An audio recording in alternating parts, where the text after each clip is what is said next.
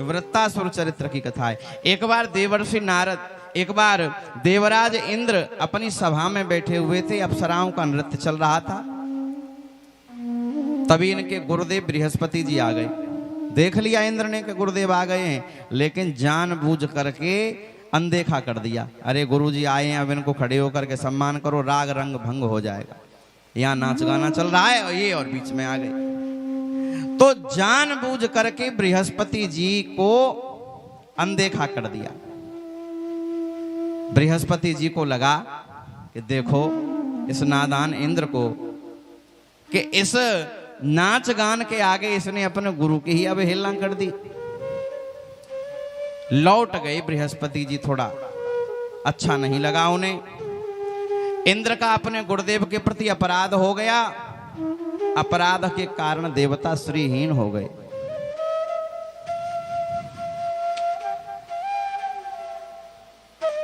बिना गुरु के श्रीहीन होना ही है। जिससे गुरु का अपराध हो जाए तो वो श्रीहीन तो होगा ही। आदि पुराण कहता है यदि किसी से शंकर जी रूठ जाएं तो विष्णु भगवान रक्षा कर सकते हैं, विष्णु भगवान रूठ जाएं तो शंकर जी रक्षा कर सकते हैं, शंकर जी और भगवान विष्णु दोनों रूठ जाएं तो गुरुदेव रक्षा कर सकते हैं। लेकिन गुरु रुष्टेन कश्चन, गुरु रूठ जाएं तो फिर कोई त्रिलोक में रक्षा नहीं कर सकता। दैत्यों को पता चला कि इनके गुरु इनसे रूठ गए, इसलिए देवताओं को मार के स्वर्ग से भगा दिया। देवता लोग ब्रह्मा जी के पास गए। ब्रह्मा जी ने कहा जब तक तुम्हारे पुरोहित रूठे हुए हैं तब तक तुम ऐसा करो, त्वष्टा ऋषि के पुत्र विश्वरूप को अपना गुरु बना लो। विश्वरूप पर नारायण कवच की विद्या आती है, वो विद्या तुम्हें दे देंगे, तुम बलि हो जाओगे। इन्होंने त्वष्टा मुनि से जाकर के प्रार्थना की, हे मुनिवर आप अपने पुत्र को हमें गुरु रूप में वर्ण करने दो। आज्ञा दे दी त्वष्टा जी ने, ले जाओ भैया। तो विश्वरूप को इन्होंने गुरु बनाया, नारायण कवच का उपदेश दिया विश्वरूप ने। और जब विश्वरूप हवन करा रहे थे देवताओं के द्वारा, तो ये क्या करते, जोर जोर से तो देवताओं के नाम से आहुति लगवाते, लेकिन ये दैत्यों के भांजे हैं, इसलिए धीरे से एक दो आहुति दैत्यों के नाम से भी दे देते, मामाओं की वजह से। इंद्र को जब पता चला कि ये गड़बड़ कर रहे हैं गुरुजी, हमारा यज्ञ करा रहे हैं और धीरे से दैत्यों को भी आहुति दे देते हैं। इंद्र का एक नाम है सध्यमन्यु, शीघ्र क्रोध करने वाले। इंद्र को आया क्रोध और विश्वरूप के 3 सिर थे, तीनों काट दिए।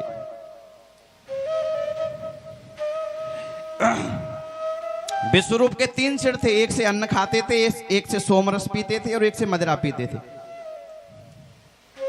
3 शीश थे, तीनों काट दिए। देखिए जिससे सुरापान करते थे उस सिर से गौरैया प्रकट हुए, अन्न खाने वाले सिर से तीतर प्रकट हुए, और सुरापान और सोमरस पीने वाले शरीर से सिर से पपीहा प्रकट हुए। 3 पक्षी प्रकट हुए। अब गुरु को मार दिया तो इंद्र को ब्रह्म हत्या लग गई। इंद्र ने क्या किया, वो ब्रह्म हत्या 4 भागों में बांट दी, 4 लोगों को दे दी। किस किस को? सबसे पहला भाग पृथ्वी को दिया ऊसर भूमि के रूप में। दूसरा भाग वृक्षों को दिया ब्रह्म हत्या का गोंद के रूप में।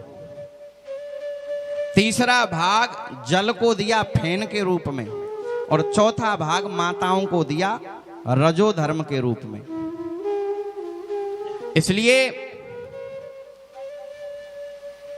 ऊसर भूमि को ब्रह्म हत्या का प्रतीक माना जाता है।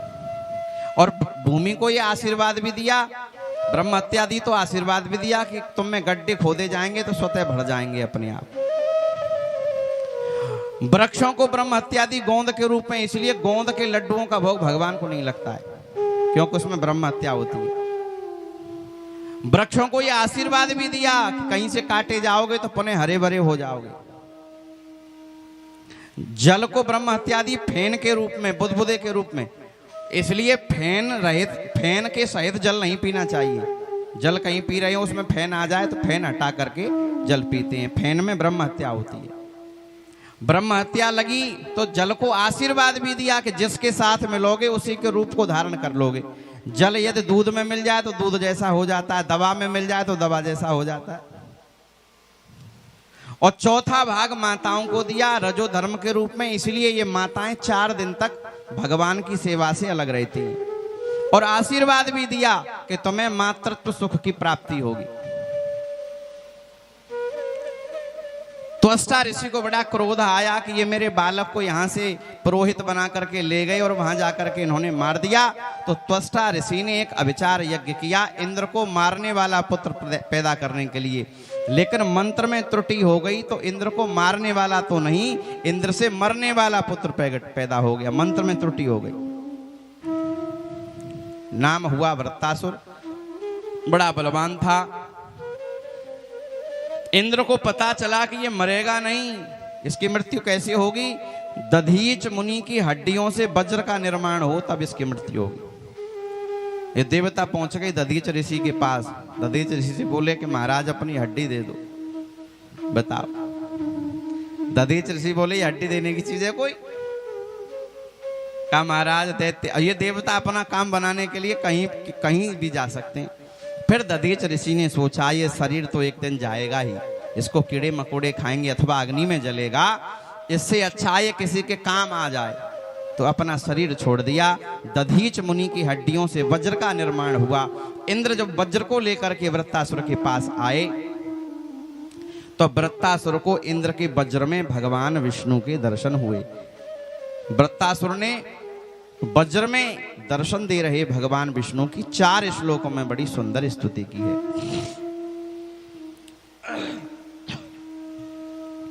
अहम हरे तब पादैक मूल दासानुदासो भवितास्मि भूय मनस्मरेता सुपतिर्गुणास्ते गृणीत बा कर्म करो तुकाय। कहा वृत्तासुर ने, हे प्रभु मैं आपके दासों के दासों का दास हो जाऊं। ये नहीं कहा आपका दास हो जाऊं, आपके दासों के दासों का दास हो जाऊं। निरंतर आपकी लीला कथाओं का गान करता रहूं, इस शरीर के द्वारा निरंतर आपकी सेवा होती रहे, संपूर्ण इंद्रियों से आपकी सेवा करता रहूं।